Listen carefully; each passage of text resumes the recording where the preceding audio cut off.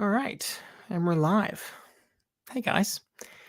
Sorry it took me a little bit longer. I'm talking to nobody right now because I don't think anybody's watching yet. But yeah, I had to go and get my teapot because I couldn't find it, and that was what I took so long to do. But I do think it was worth it.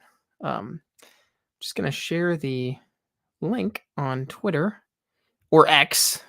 I hate the fact that like half of the publications now are saying X, formerly Twitter, or are saying like on the website that was once known as Twitter but has been retitled X and all this kind of stuff. And I'm like, just call it Twitter. Just keep calling it Twitter. Don't even acknowledge it. Just completely ignore it and it'll go away. But I don't know. Seems like Twitter may not be around much longer anyway. So we'll see how that goes. Hey Caleb, good to see you. Glad to have you here. I'm just gonna message the patron chat, which is a fun thing. In on the Patreon, I've seen some people say recently that Patreon is like going downhill and like that they're just trying to be like every other social media platform or something. And I guess I understand where people are coming from. But I think the new features they've added have been great. They've added a chat where you can like message your patrons and it's basically a group chat for all the patrons. So we've been using that all kinds of times. It's been great. And we've been like messaging about movies we've been seeing and Thanksgiving dinner and all sorts of stuff. So it's been a lot of fun. I'm trying to figure out how to send a photo. I'm going to send a photo of this to the live stream. There we go. Or to the page chat. All right. Doing that. There we go. So that's all a commercial for why you should become a patron. You'll get a crappy photo that I took on my phone during the live stream instead of just watching the live stream. Let's see. Just went live! Exclamation point. And it looks like the photo's still uploading. There it is. Cool. All right. Hey, Ethan. Good to see you. Glad you're here. The name change is incredibly idiotic. Yeah, it's truly one of the dumbest. Like, man, I feel like there were people who, especially early on, they were arguing that Elon like knew what he was doing and that Twitter was like better than ever. But like, no one's arguing that anymore. Like, everyone knows it's worse than it's ever been. All the major advertisers have pulled, and it honestly does make me a little bit sad. Like, I know that we all talk about how bad Twitter was and is, and I've always said all those things. But at the same time, I've always kind of acknowledged that I've met a lot of wonderful people on there. So if it goes down the drain, it does make me sad. And it does make me sad of like, what am I going to do? Go join another one of these social media networks and like try to build a new account from there? It just sounds exhausting. And so I'm just kind of like, I'm here, I'm on YouTube and I'll do live streams and I'm on Patreon. That's where I'm at. And sometimes I tweet on the weekends, but it's not really my thing anymore. Yeah. David says, I still call it Twitter. I stopped auto updates for the apps on my phone so I could just keep it as Twitter. No, I'm not petty. Why do you ask? I don't think that's petty. I think that's mature. I think that's a very wise and reasonable and sensible thing to do in the face of an evil dictator destroying the website that we once knew and loved, or at least knew. David, it's good to see you. I messaged you on the Kickstarter, by the way, if you want to check that out. I think I sent it to you. I hope that I did. PJGS, when is your documentary out? I'm working on editing one as my junior thesis film, and it's been a lot of work. LOL. Yes, I very much understand your struggle. Yeah, the hope is that it's going to be out in May or June of next year.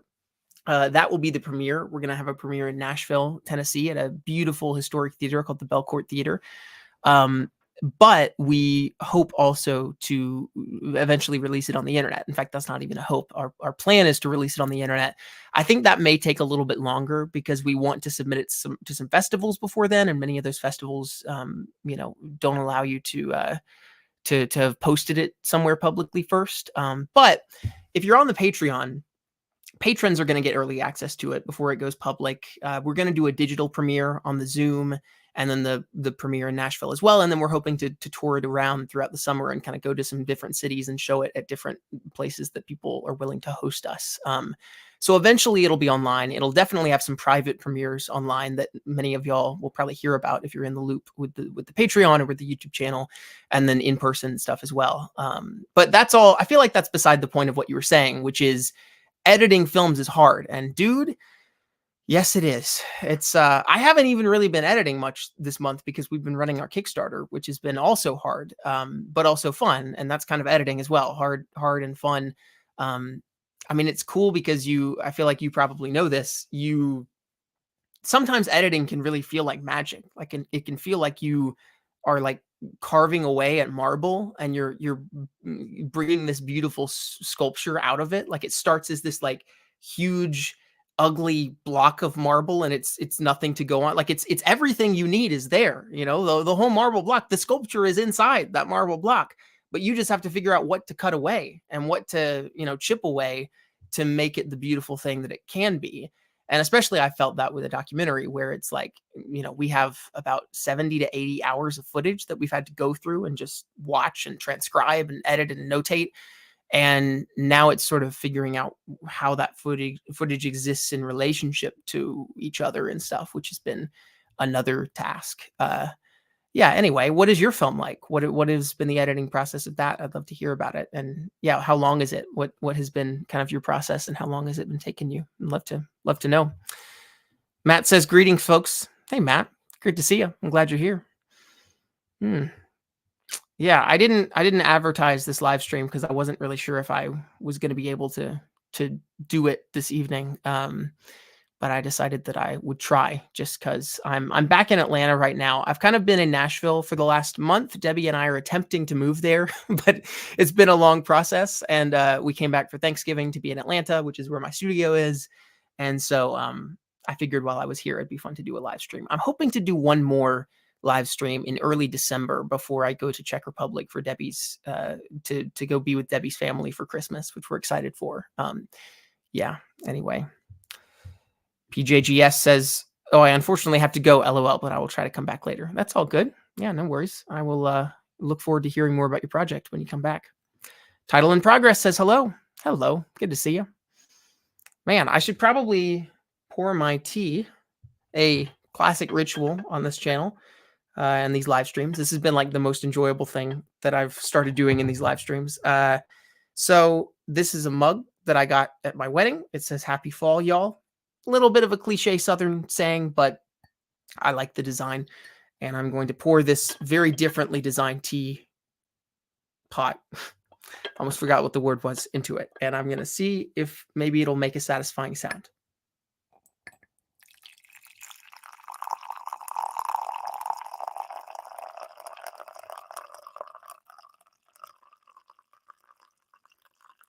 That's so good. Yes. Yes. That's so great. Sorry, I didn't mean to shout there. That probably took you out of the meditational aspects of this, but that is wonderful, isn't it? I just love that. This is I'm drawing a blank on what the tea was. It's like a mint jasmine, almost sleepy time tea because I couldn't find anything better. And I'm just going to add a little bit of sugar, and maybe I will hold the cup up to the mic for that too. Ooh, that's nice. And then maybe one more. Nice.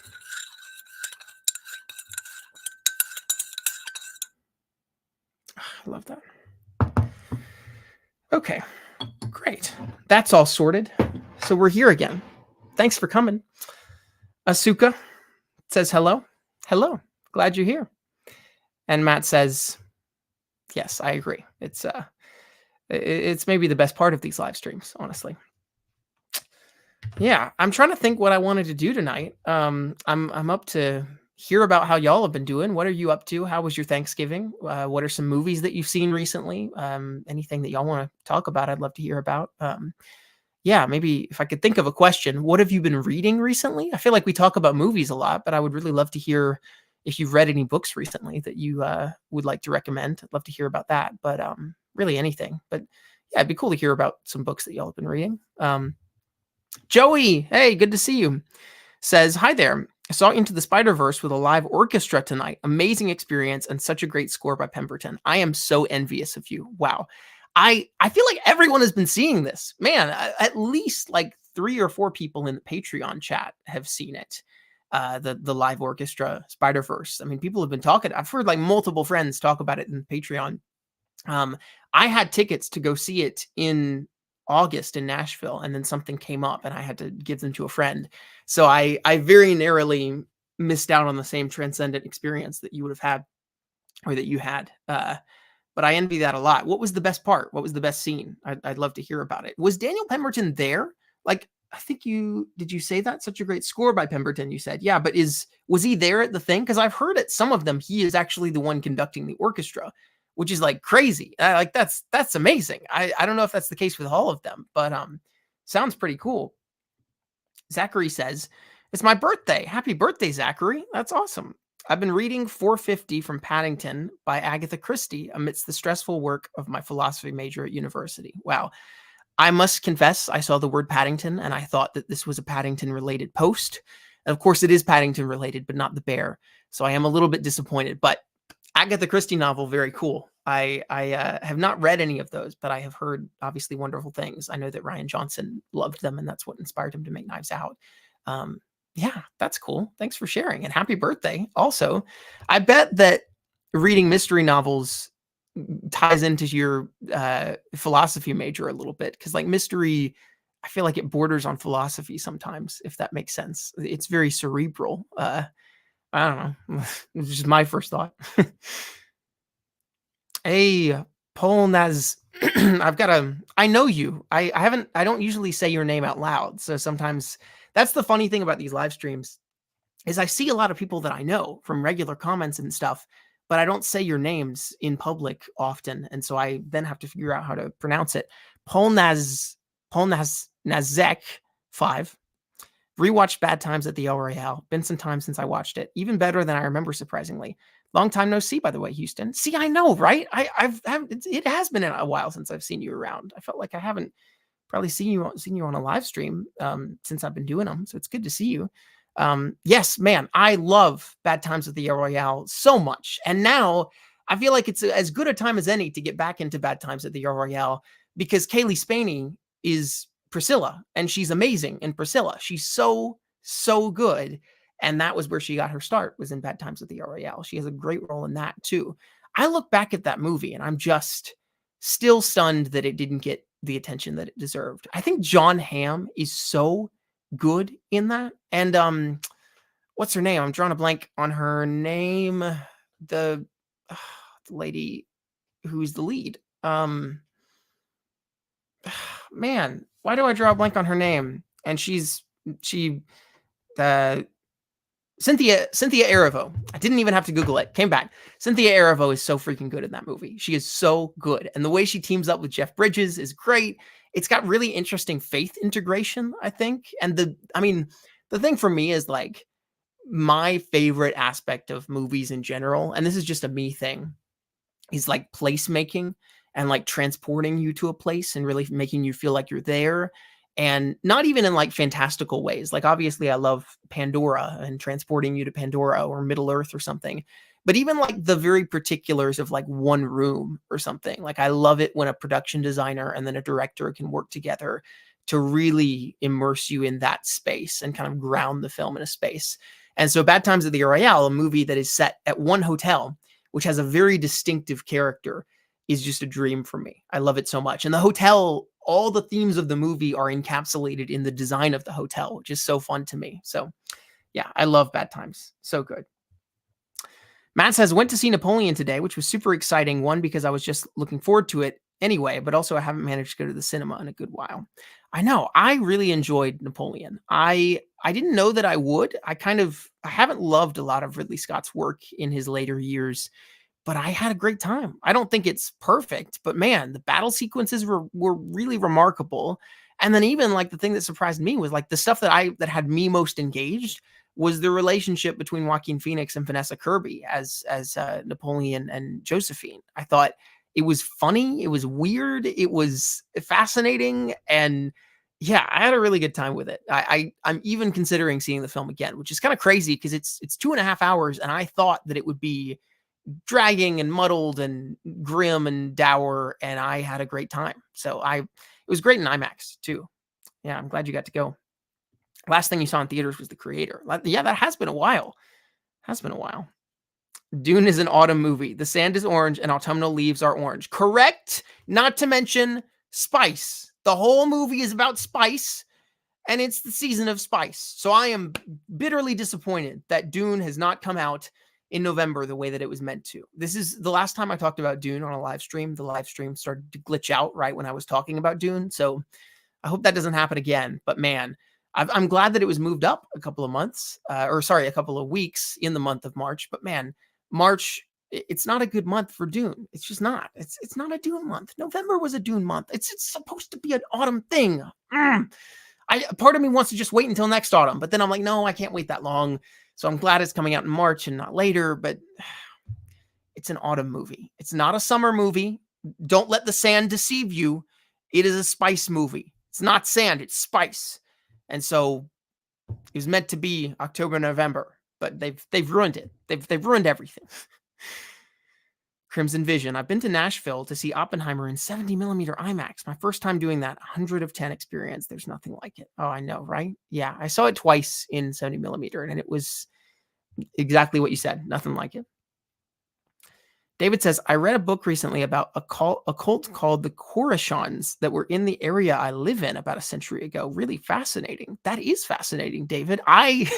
When I saw this, I skimmed over what you said, and I thought it said a cult called the Kardashians. And I was like, well, I guess they are kind of a cult in some way, but a different kind of cult. That would also be an interesting premise for a book. What is I know maybe you don't want to divulge too much on a live stream, but what is the area that you live in? I would love to hear more about it and sort of how they, tell me more about this weird cult. I'd love to hear about it. Title in progress. I've been reading Dune. Very nice. I also watched the movie and thought it was incredible. And I was surprised how, for lack of a better word, entertaining it is. Yeah, isn't that interesting? I think Denis managed to bring the sophistication of the book, but he also made it fun, and he was super engaging and accessible for a normal audience who hasn't read the book, which is just quite a feat, I think. Hector says, hey, Houston, how's it going? Thanks for asking, Hector. Glad you're here. It's good. I had Thanksgiving with my family on Thursday. I bought some Blu-rays on Black Friday, which was fun. I had really wanted, and maybe some of y'all can tell me what to do on this. I had been planning all year long to buy a 4K Blu-ray player on Black Friday because I was like, that's when it's going to be the cheapest. I can't really afford them otherwise.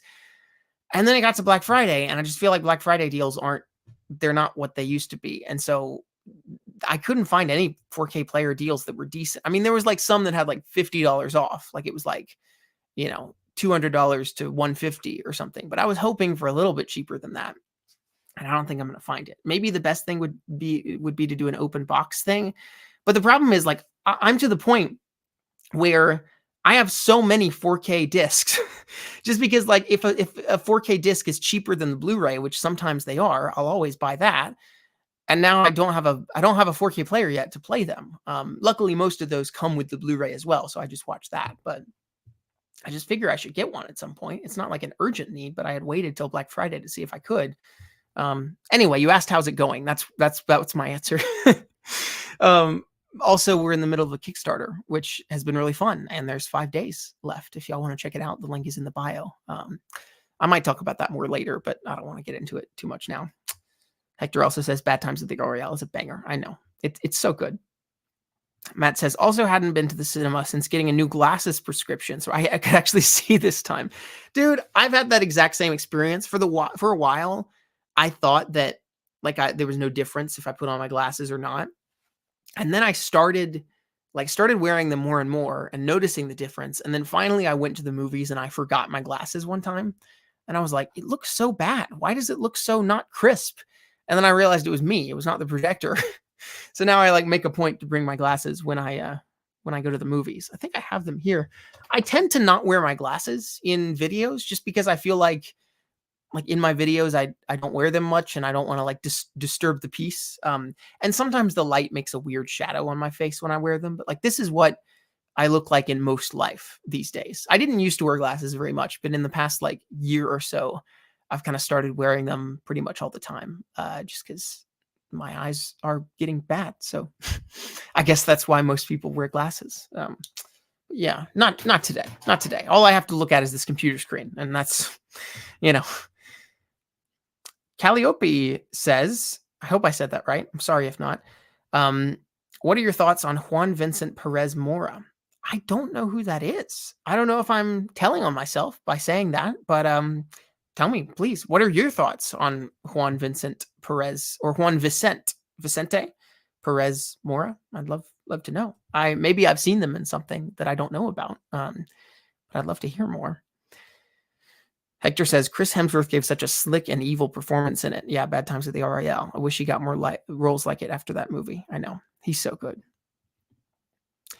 Joey says it wasn't him conducting, sadly, about Daniel Pemberton with the concert, but there was a scratching DJ on stage as well. It used more throughout than I thought. Obviously, the leap of faith scene was a highlight. Chills. That's so cool.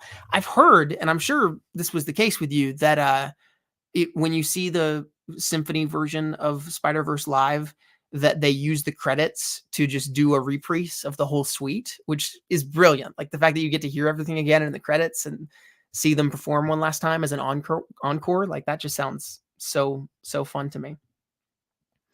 Napoleon looked like the perfect Thanksgiving movie for history buffs. Yes and no. I mean, I think yes, many history buffs will go. No, in the sense that there's so many historical inaccuracies, but Ridley Scott has said that he doesn't care, which is just so fun to me. Like they never shot a pyramid with a cannonball, but they show that in the movie, and he was just like, "Who cares?" It was funny, and so I think that's fun. I like movie logic. Cynthia Erivo, and yes, she's fantastic in it. Kaylee Spaney is great in that movie too. We can all forget her actual debut role, which was Pacific Rim 2, LOL. Exciting she's in the next Alien movie. I didn't know that. That's awesome. Hector says, last movie I saw in theaters was Blue Beetle. I guess I'll revoke my film fan card. No, I mean, I'm sure a lot of people said that they enjoyed Blue Beetle and that it was good to go and support it. I still haven't seen it, unfortunately. I do want to see it at some point. It seems like a lot of people who saw it tended to like it.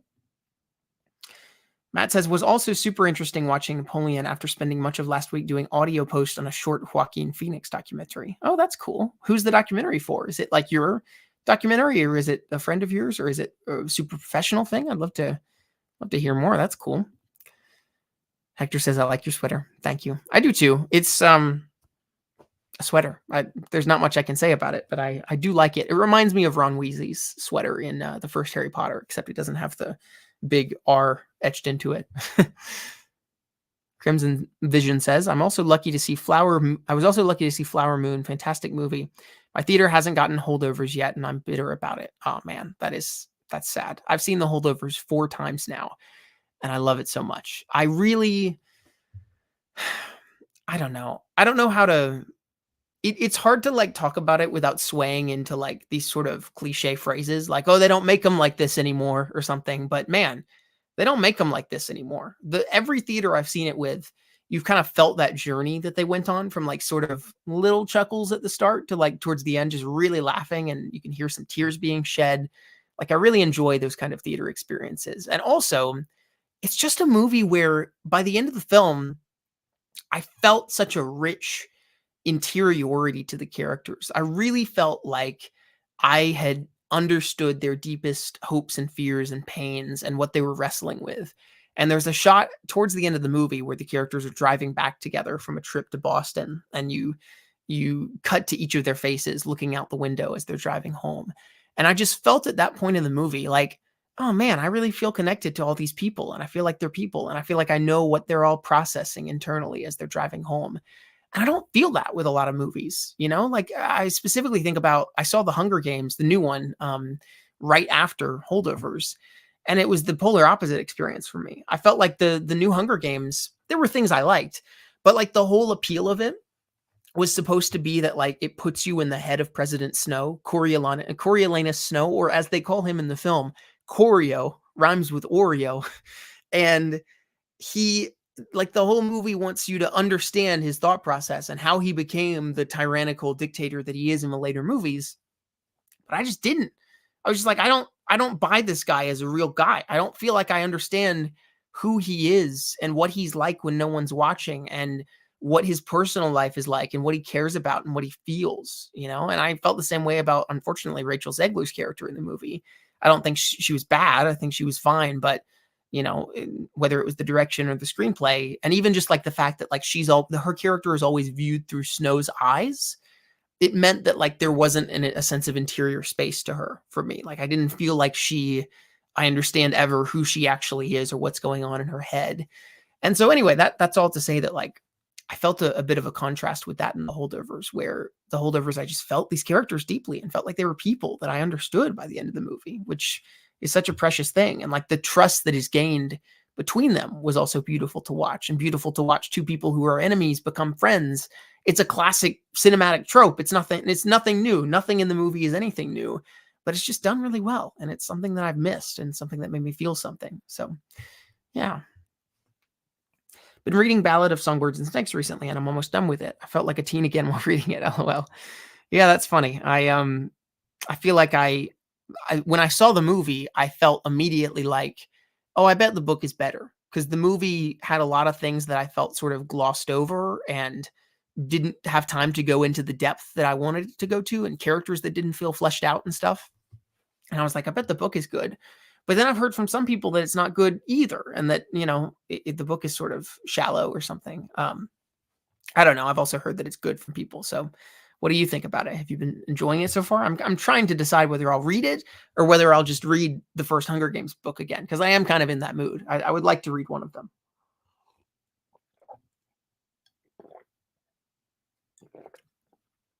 Let's see. Southwest Florida. They were based in Estero. They started in, this is the cult. Yeah, that you were talking about. They started in Chicago, got driven out of there by the public and media. Once they settled in Estero, they became fairly integrated in Estero and Fort Myers until they became too involved in the political system, and they were often accused of taking people's wives and manipulating them against their husbands. Man, that is so whack. That's crazy. You don't think about Florida cults like that. That just feels like cognitive dissonance. You think of cults in like, up in the East Coast or something, but I guess Florida's kind of the best place for a cult. I mean, a lot of crazy stuff goes down there. So I got some movies for Black Friday from Amazon this year. I feel like I'm cheating with shopping online. I know. That's where I got all of mine. Well, I did go to Best Buy. Okay, this is a funny thing.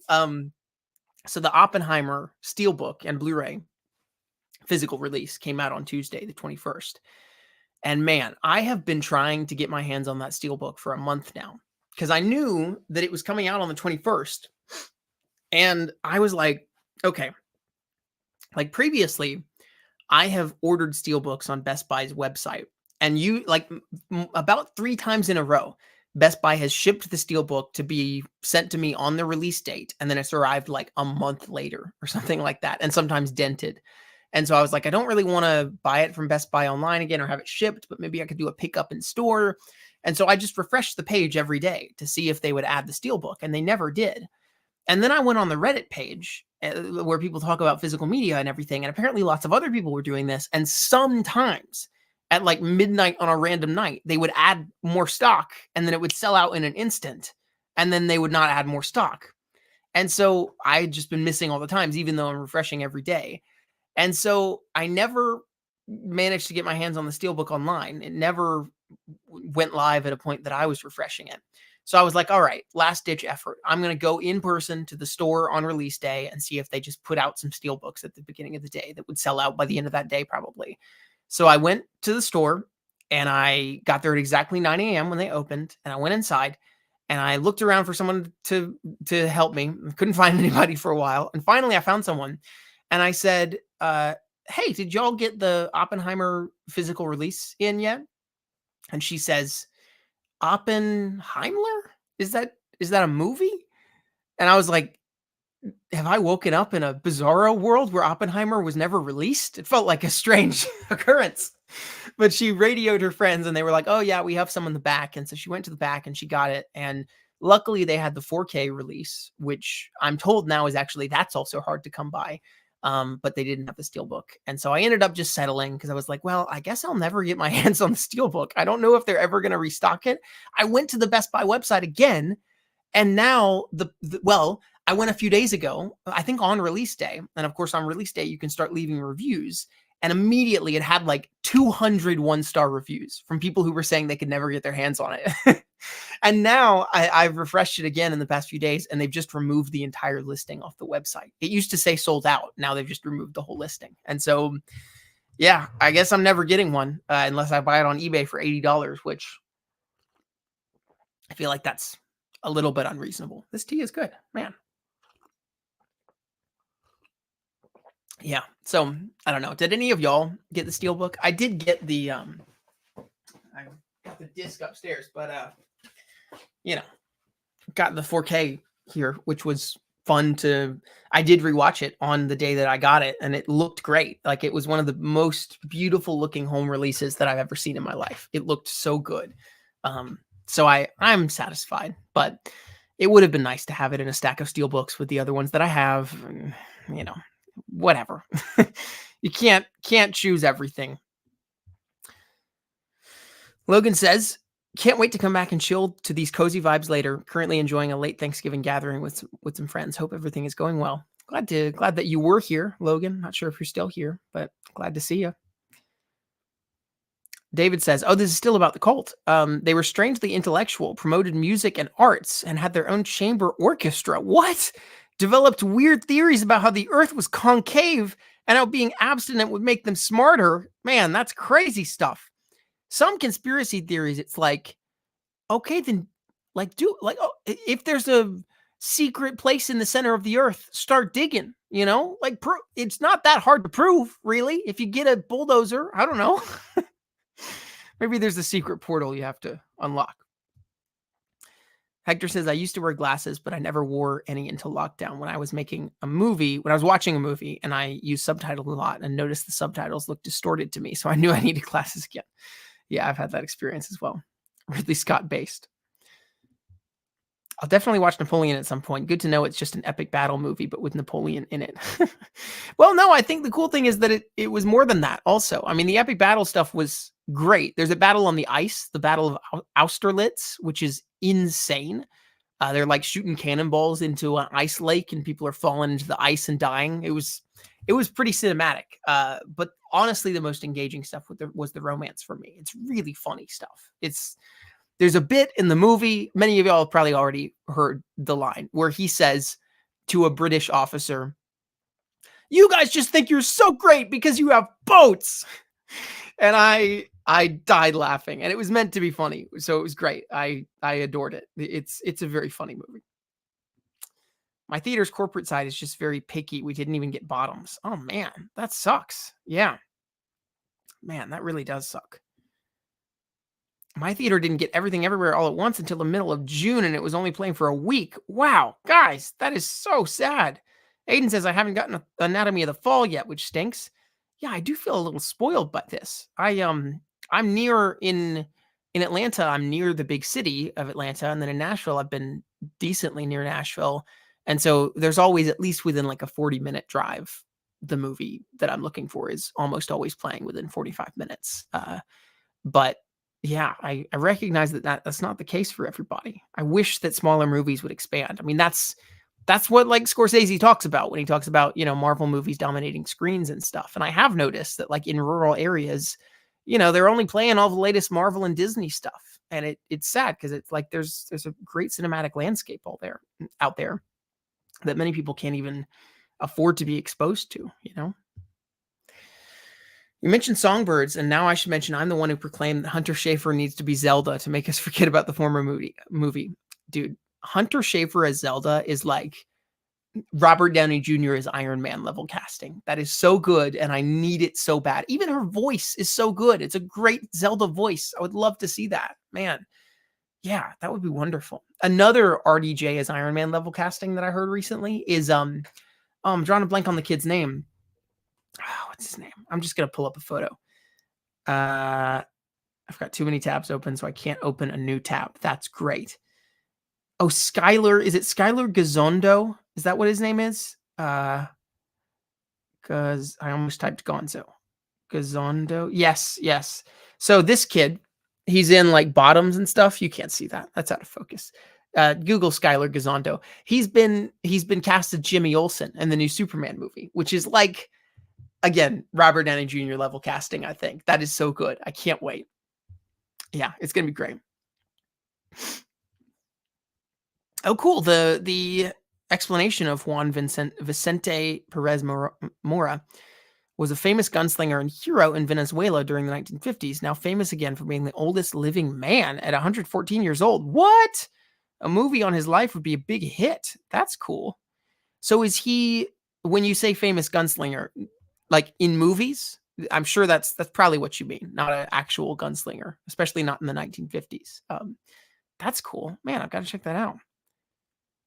Walmart doesn't seem to have any Blu-ray sales. Sob, I know. And next year, Best Buy probably won't even have any Blu-ray sales because they're not doing physical media anymore, which is insane. Where I don't, it's crazy. I don't even know what to say. Loved your tweet about the Knives Out movies being too online. I think it's odd that people keep using that as a criticism for them. Yes, yeah. I said on Twitter this weekend that I don't know. I feel like some people criticize the Knives Out movies as too online. Like they say, oh, they're too on. Ryan Johnson needs to get off the internet. But like the only reason you know that is because you are too online. And I know that like obviously it's sure you can get a reading on it, but like no, your dad is never gonna say that. Your grandma's never gonna say that. You even your friend who's not on Twitter is never gonna say that. So what's the problem really? You know, like I I think what he's trying to do, and we talked about Agatha Christie earlier, Agatha Christie's stories were very contemporary to her time, even if it meant being dated, like even if it meant like being sort of, particularly of that year. And so I really respect him for like including Among Us in Glass Onion, even as that's kind of cringy to say. It's like that was an artifact of the pandemic. He includes the pandemic in that movie. And so it feels immediately like a time capsule, and Knives Out, I think, feels like a time capsule of kind of that 2016 era or 2017 era. And so I really appreciate his films for being willing to be dated, almost to be willing to live in their time and be contemporary for the time that they're in. And I think it will make them ironically age better because we'll look back on them and be like, oh, remember that time? Remember that time? I don't know. That's just my take on it. Best Buy has the best movies along with Barnes & Noble. So sad that Best Buy won't be selling them in 2024. I know. It's so sad. I feel like I'm always playing catch up with all the cool things that are coming out that just aren't playing near me. So out of curiosity, what's your most anticipated for the remainder of this year? Oh, great question. Oh, well, of course, it's Boy and the Heron. 100%. Whereas as the Japanese would call it, How Do You Live? Which for some reason they've retitled it in America, and it doesn't make any sense. Yeah, man, I think it's probably all year been my most anticipated movie of the year. I mean, I just feel like living in a time when Hayao Miyazaki is making movies, that's just crazy to me. Like it feels like being alive during the same era as Leonardo da Vinci and Einstein and, yeah, any of the great inventors and artists throughout history, Michelangelo. Like truly, I think regardless of who he is as a person or even, the scope of movies that he's made, some of which like maybe are more messy than others or something, I think he's one of the greatest living artists that we have. And I am stunned to be alive at the same time as him and stunned that I can get to see one of his movies in the theater. I've seen many of the Ghibli movies at Ghibli Fest. So I've seen Princess Mononoke in theaters, Kiki's Delivery Service in theaters many times. Saw the Spirited Away live show. That was great. I've seen Ponyo in theaters, but I've never seen one of his movies when it was coming out, like an actual new release in theaters. And so seeing Boy and the Heron, I already have my IMAX tickets in IMAX. Just knowing that like those pencil marks were hand drawn, some of them by Miyazaki himself. Crazy, crazy, crazy, crazy. And here it is on my screen in Atlanta, Georgia. Like that's crazy. So definitely my most anticipated of the year. And even if Dune was coming out this year, that would have been the case. This is definitely my most anticipated. Yeah, what's yours? Love to know. Robbie, good to see you. Hey, just tuning in. Hope everyone's doing well. Glad you're here. I remember my theater only showed Once Upon a Time in Hollywood for a week or 2.5, but they played the Lion King remake for 2 months after its release. Yes, I remember that era as well, when that was dominating screens. I want to get the Oppenheimer 4K so badly. Now that I'm collecting 4K Blu-rays, if I can get a PS5 for Christmas. Oh, do PS5s play 4Ks? I didn't know that. That's interesting to hear. I mean, I haven't been thinking about getting a PS5, but now I'm kind of like, I mean, if if if a PS5 costs that much and a 4K player costs that much, maybe I could justify the cost of the PS5 with how much the 4K would have cost. I don't know. I don't need more video games in my life. I'm too distracted as it is. I've got too much going on. But I did watch the 10-hour playthrough of Spider-Man 2 on PS5 just because I love the story so much. So I don't know. Maybe I should have gotten the platform. So far, I have 9 films on 4K. Yeah, I don't know how many I have. Probably less than 20, but more than 9. Yeah, but I haven't watched any of them on the 4K. I've just watched the Blu-ray that they have. I feel like a boomer since I haven't caught up with the 4K revolution. I'm still rocking 1080p. I feel like that's fine. I feel like it's nice to have a 4K, and I'm looking forward to watching some of the films that I have on 4K and like seeing how much better they look and everything. But like 1080p looks good. I think it does come down to a point where I feel like it becomes indiscriminate, like whether indistinguishable, whether you can tell the difference. But then again, like that's what my dad says about DVDs versus Blu-rays, and I'm like, oh no, sir, I can very clearly see the difference in this DVD and this Blu-ray, 100%. So maybe it's just our eyes haven't adjusted to the difference. Mine's definitely hundreds of beavers. Pumped that an independent movie from my home state is getting so much acclaim. Comedies are getting rejuvenated, which is awesome to experience. That is cool. Yeah, I haven't seen it yet, but I'm looking forward to it. Best Buy has a Blu-ray selling out, but they want to remove Blu-ray's facepalm, right? Exactly. Isn't that insane? Like they're the only people distributing the Oppenheimer Steelbook. They're selling it out, and yet they're done with. They could have sold so much more if they got a bigger stock of it. I don't get it. Hey, Houston, hope all is well. Shark repellent bat spray. That's fun. I watched Muppet Christmas Carol with my family every December. We watched it a bit earlier this year. Always a delight. It's what sparked my love of the Muppets. Very good reason to spark your love of the Muppets. I love Muppet Christmas Carol so much. Yeah, it's so wonderful. That I grew up seeing a Christmas Carol stage play when I was a kid. That was performed in Atlanta every year. And it was one of the best adaptations, in fact, the best adaptation of A Christmas Carol I've ever seen. I loved seeing it every year. It was so gothic and it leaned into some of the darker elements of the story, but also the redemptive elements. And it was wonderful and funny and beautiful. And I could quote it by heart.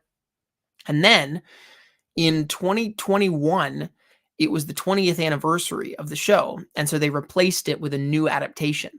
And I really didn't like the new adaptation. So I've been bitterly disappointed ever since then because it's not as good. It's not as good. And so now Muppet Christmas Carol is my only solace. I go watch that every year for my Christmas Carol experience because the play that I loved is not in existence anymore. And I read the book. I read A Christmas Carol pretty much every year because it's so short and it's hilarious and wonderful and a time travel story, which I feel like people forget. And I love A Christmas Carol. Someday I'll live in a bigger city. Wouldn't mind living in Canada or New York. Yeah. Yeah, I'd love to live in a city at some point, like downtown or something. But now with like housing and stuff, I don't see how that's ever going to happen for me. But maybe, who knows? Other than the boat spit, I laughed. The bit I laughed the most at was when Napoleon was rushing the coronation and the camera pulls back to show a sketch artist frantically trying to capture the moment before he leaves. Yeah, that was funny. Also, Destiny bought me this lamb chop. That was great. It's funny to me that the Marvels bombed that hard despite having IMAX screens and a short runtime, which meant theaters could add more showings on their screens. Yeah, that is crazy. And ironically, that goes to prove the point that I guess, people say that a longer runtime will hurt a movie in the box office, but clearly a shorter runtime doesn't help a movie. So I don't know. It might tell us something. I'm liking the Songbirds book, but it does drag in some spots, particularly during the third part of the story. I also heard the movie was like that too. Yes, it is. It's very strange. It's a strangely structured movie. The second act ends, and then it's like, here's a totally different movie for you. And we're doing this now. And you're like, I guess we're here. I don't really know what we're doing in this third act. And I guess it's going to end at some point, but I'm not sure where we're going. It was a very strange structure. Bought probably my last set of physical media at Best Buy: Oppenheimer Blu-ray, Asteroid City Blu-ray, and Everything Everywhere All at Once 4K for Black Friday. Nice. Should I show you the DVDs that I got for Black Friday? Maybe I'll just pull them off the shelf here. Um, let's see. Where's the other one? Ah, yeah. Nice. Sorry, you just have to hear me looking through the collection. Oh, yeah, that's nice. So, this is what I managed to snag.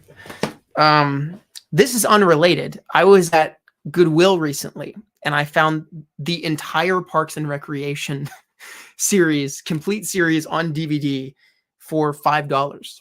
So, I don't know. I thought that was cool. What else do we have? Dune on 4K, which I had not owned at all. I had just watched it on streaming before that. John Wick 4. I had known that they were going to mark this down on Black Friday because every single other John Wick movie that I have, all of them on Blu-ray, I think, I got on Black Fridays every year after that movie came out. And so I was like, I bet it'll be marked down. And it was.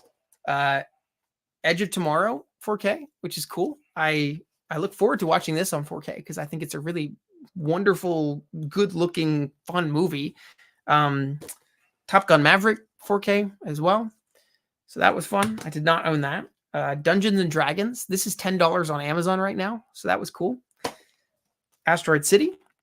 Yeah, I'm looking forward to rewatching that. And then finally, this is a fun one. Bluey Seasons 1 and 2 on DVD, which means that I don't have to be subscribed to Disney Plus to watch Bluey. So I also thought that was a nice plus. So yeah, like in total, I mean, all of those Blu-rays, that was like certainly less than $100, maybe even less than $80, like 60 something dollars. So like, that is quite a deal. I mean, I thought that there would not be any Black Friday deals, but at least there were some. So that was cool. My two most anticipated for the rest of the year are The Boy and the Heron, my most anticipated for the whole year, and Michael Mann's Ferrari. Yes, good choices. Yeah, I'm excited for both. I've been avoiding the trailers for How Do You Live? Got to get back to my Miyazaki marathon. Cagliostro is the perfect action film and should be in the same convo as Raiders. Totally agree, right? It's amazing. For those of you who don't know, it's Lupin the Third and the Castle of Cagliostro. Wonderful movie. So good, so adventurous, such a fun... You get to see Miyazaki doing action, and of course he does that in other movies, but doing like action adventure, which is really fun, and it's funny and it's memorable. I love it so much. It's really great. Was lucky enough to see Boy and the Heron at a film festival last month. Think you're gonna love it. Masterful filmmaking, gorgeous music too. That's wonderful. That is so cool. I'm happy for you. And not jealous at all. I've already listened to some of the score because it's available on YouTube, and I keep clicking back to that one point in the trailer, the recently released English trailer, where the score really swells and it goes like da da dun da da dun da da dun, and I just click back to that point and I watch it over and over because it's so good. And when I realized that the music in the trailer was the music from the movie, it got me even more hyped because the trailer music was so beautiful and it brought me to tears. So. I'm so excited. I'm so excited. I've also thought about getting one, a PS5, even though I'm not a gamer. Yeah, I mean, now that I know it plays 4K, that's interesting. Matt says, I think HDR is one of the main benefits of 4K Blu-rays, TBH, maybe even over the resolution increase. Okay, that's interesting. That's really interesting. I know what HDR is kind of generally. Like I know in my photos that I take, like with my iPhone, if I turn on HDR, then that allows the sky and the foreground to be exposed equally and like balance out so that, the sky isn't overexposed or something like that. What does that look like on Blu-rays? Because I've always seen 4K HDR, and I'm showing my own ignorance here. I don't totally know what that means. I always just thought it was sort of a showy phrase that meant it's better than HD. So please explain it to me, because I would like to know, and it will give me more reason to watch those movies that I have. Man, Hundreds of Beavers was delightful. Watched it at Atlanta Film Fest this year. Oh man, dude, we need to go to Atlanta Film Fest together next year. That would be really fun. We should really do it. I swear my theater better get How Do You Live. We got Suzume earlier this year, so there's a chance. Oh, I feel like if you got Suzume, it'll come. I mean, it's getting a pretty wide release, so yeah, I feel like that's got to be the case. I hope so. Only thing I fear about some 4Ks and what made me weary for a while was both the price and the risk of bad transfers like the recent American Graffiti 4K release. I did hear about this, and that does really like make me feel weird and existentially helpless. Like for those of you who don't know, American Graffiti got a 4K release recently, and the transfer is really like, I don't know if it's lazy or just like poorly done, where like sometimes the sky is weirdly like transposed upon the image and like the image is transparent and stuff. I don't know how to explain it, but like I watched all, and then like even I watched a compilation of the sound design being different and like noticeably worse. And I'm just perplexed by that. And it really does weird me out because I'm like, the point of physical media is to own the movie and have it forever. Like, and just like not have to worry about things changing. But then with these new releases, they're like changing all these like core aspects, like the sound design. Like, I know, like with my favorite movies, like if American Graffiti was one of my favorite movies, I will notice if the sound design is different. 100% I will notice. Like with The Secret Life of Walter Mitty, one of my favorite movies, I would notice it. The sound design was different. And so that just freaks me out. And even like knowing like some of the like color grading changes that they've done with some movies, like I guess the Lord of the Rings 4K did that. Although it seems like most people were at least moderately happy with the Lord of the Rings 4K release. So yeah, weird stuff. I mean, that is why I don't mind kind of buying a Blu-ray too, because it's sort of like, I don't know. I don't know which one is better. I'm not like dedicated enough to research every single movie that I buy, like which transfer is the best and stuff, because it's becomes a whole thing. But yeah, it's weird. Makes me feel weird. Man. My most anticipated movie is Poor Things. Also, to enjoy my birthday, I got a Lebowski ornament and Pennies from Heaven 1981 LP soundtrack. That's awesome. Happy birthday again. Yeah, Poor Things looks great. I'm interested to see it. I also got John Wick 4 on Blu-ray. Ironically, I got all of them during Black Friday. Yeah. I also got Evil Dead Rises. Nice. Joyride, Violent Night, The Fablemans, and Black Phone from Amazon. I did order The Fablemans. I think that's the last one that's coming. Yeah, because that was like $7. So that was cool. My Black Friday haul was Everything Everywhere All at Once, Across the Spider-Verse, Bram Stoker's Dracula, all on 4K. Sick. That's super cool, man. Matt says, okay, great. I'd love to hear this. Proper native HDR in a film that was made with it and on a screen that can show it properly is so good. Makes the image pop so much. It boosts the contrast and vibrancy in a non-tacky way. That is great to know. I mean, I would have guessed that it was something like that from what you said, but yeah, man, makes me want to get a 4K player so I can watch all these discs that I have. Am I just gonna have to invest either in the PS5? I don't have the money for the PS5. I really don't. I could scrounge together the money for a 4K player if the deals are still going. I don't have a money for the PS5 right now, so I don't know. Oh, it's so hard.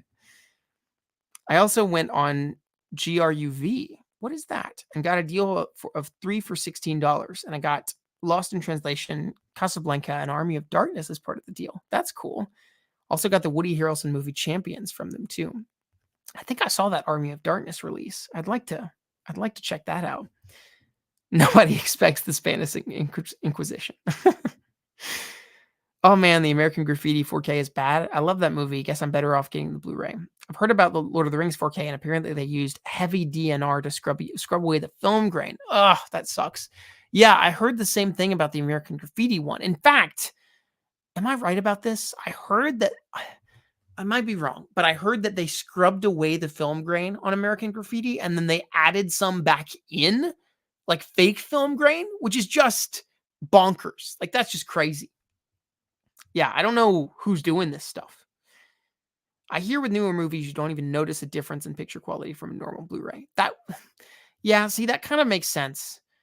I don't know. But then, like, I've heard some people say that, like specifically, I've heard people talk about that Avatar: The Way of Water looks phenomenal on the 4K release, even compared to the 1080p Blu-ray. or that Titanic looks great on the new 4K. Is that out yet, or am I mistaking that? I know both Avatar movies. I've heard people talk about just looking so good. So I don't know. I'd like to check it out, but yeah, clearly it's not like a gigantic priority. Would love to attend Atlanta Film Fest in person in 2024, especially if that means us going together. Dude, let's do it. When is it? I always forget what the dates are. I just got a digital pass this year. Cool. Yeah, I will have to look into that. I know that I want to submit A Kingdom of Tea and Strangers to the next Atlanta Film Festival if I can. Um, yeah. Oh, by the way, while some folks are here, maybe I will mention the Kickstarter at least a little bit. So for those of you who don't know, right now, for the next 5 days, my wife and I are running a Kickstarter for our feature documentary, A Kingdom of Tea and Strangers. That's the, get out of the way. I need to, there we go.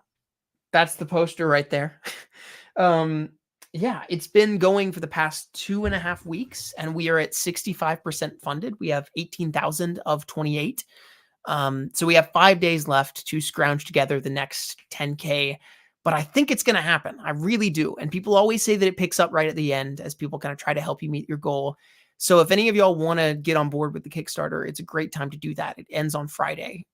We have, these are just a few of the things. We have stickers that are available as add-ons. And then we have, these are only the things that I have with me right now. These postcards. These are lino cut postcards of places from the manor at Labrie, which is what the film is about. And then this is a postcard of the a still from the movie. And then we also have kind of full color, larger prints of stills. We have a Blu-ray release that we're going to do. Have a digital premiere that we're going to do, a physical premiere if you'd like to come to the premiere in Nashville. That is going to be in June of next year probably, and so we're planning on that. If the Kickstarter is funded, we're doing an album that ties in with the film that you'll get as well with the Blu-ray and CD. Cookies, the hand decorated cookies by a person in Nashville that she's doing, and a hand or a specialty blended tea blend for the film that we're going to release with those cookies. As well as some other fun stuff that's just been a blast to dream up. So it's been fun to like come up with some ideas to get people to be creative in the process of doing this Kickstarter, and just even like assembling people together who care about the film, and knowing that many of those people are going to come to either the digital premiere or the physical premiere has been awesome. And so, yeah, if you want to check that out, the link is in the description of this live stream. And so it ends on Friday. So spiel over. I just thought I should mention it at some point, especially if any of y'all haven't heard. So yeah, it's been a fun thing. PS5 is worth it. So you can also play games on it though, along with watching 4K Blu-rays. Yeah, man, don't convince me. Don't tempt me. That's why I'm getting it, since I watch games and play games and watch movies actively. Yeah. See, the thing is, Debbie and I have moved around so much in our early years of marriage, even between countries, that I haven't brought my PS4 with me almost anywhere because it's so bulky and it, has all these cords to plug in. Whereas it's been quite easy, at least in America, to bring a Blu-ray player wherever we go. I always bring a Blu-ray player because they're pretty small. And I figured that a 4K player would be easier to bring around, but then a PS5, like, really hard to transport, I would assume, which is part of why, like, all the gaming that my wife and I do is on Switch. We have enjoyed a lot of Switch games recently. We have been playing Stardew Valley, which is such a blast. It's such a well-designed game, designed by one guy. Like, that's amazing. And it's beautiful and comforting and wonderful, and really thought out. So we've enjoyed that. And of course, like, the Switch has been a really huge lifesaver in the fact that we've been traveling around so much, because like we can just bring it anywhere, which I guess is the sole appeal of it. Versus like, I feel like the PS5 is only going to be an option once we're like more rooted and settled in a place, which we'd really like to be, but it's just hard right now. So I don't know. Grove is Universal's home video warehouse. Is it online or in person? Man, that it looks like the word Gru, which is also made by Universal and Illumination. So it just sounds like a Gru warehouse. Thanks so much for the birthday shout out. Of course, Zachary. Happy birthday again. You can just keep saying thank you, and I'll say happy birthday again and again. We'll just do a loop of this forever. The heavy grain in American Graffiti is part of the look. They shot it like that because of the too perf way it was shot. Ugh, sorry, just upset by that. I know. Yeah, that's crazy. Titanic 4K comes out in March, I think. Okay, great. I'm excited because we also get the Abyss, Aliens, and True Lies 4K releases. Oh, that's awesome. Yeah, I'm really looking forward to that. That's going to be fun. Matt says, I'm pretty picky with which films to get on 4K Blu-ray. A lot of the films are still mastered in 2K, so any 4K Blu-ray is going to be an upscale, which doesn't look quite as good. 4K masters look so good, though. Okay, that's interesting. Matt, what website do you recommend, like, looking at to kind of know whether it's good to get a 4K of a certain movie, or, like, whether it's an upscale of a 2K or something like that? Is there a specific website that you go to? Because I'm still, I mean, I research these things sometimes, but like I don't, I'm a bit of a noob in that. Robbie says about the Kickstarter, I thought the tea and cookies were such a fun perk for the campaign. They look great. Thanks, man. Yeah, I know. They were wonderful. The cookie designer that we got to do them is a friend of ours that we just met recently in Nashville. And she runs a business called Cookie in the Kitchen. And she's done cookies for Taylor Swift and the Jonas Brothers and Dua Lipa and Harry Styles. And it's crazy. So she's really, really talented. And so we were really thrilled to have her do the cookies for our film. Although, ironically, many of the people who I've sent the photos to have been like, oh, those are really cool magnets. And so part of me's like, man, should we make magnets that look like the cookies? I don't know. It felt like a weird thing. Hector says the warehouse is online. Okay, gotcha. Okay, I'll have to look at that. Thank you for asking this, Joey. This is exactly the kind of question that I love to answer. Joey says, random question, what's your favorite ride or experience at Epcot? This is a very easy answer for me. My favorite ride or experience at Epcot is Impressions de France, which is a 200-degree movie in the France Pavilion at Epcot. It has been running since 1981 when Epcot opened. It's not, several of the other pavilions at Epcot at Disney World have 360-degree circle vision movies. China has a circle vision movie and Canada has a circle vision movie. And in America, in Magic Kingdom, they used to have a circle vision movie, but they don't anymore. But France is the only one that is a 200-degree. So it's not 360. You don't have to look around behind you. You still sit in a theater and you watch it in front of you, but you can turn your heads to kind of the sides and it fills your entire frame of vision, which I like so much more than 360. I think it's a lot more sophisticated. 360 feels, I don't know, to me, 360 always feels like it lacks a focus or it has one, and that's what makes it odd. Like, with some shots, because it's 360 degrees, it's immersive, but it feels like I don't know what the composition of the shot doesn't feel like composition. It just feels like they put a camera somewhere. Other 360 shots in the circle vision movies to me feel like, well, you can turn your head 360, but clearly that's the back of the shot because like there's not much going on there. And clearly this is the front of the shot. So it's not really even utilized well.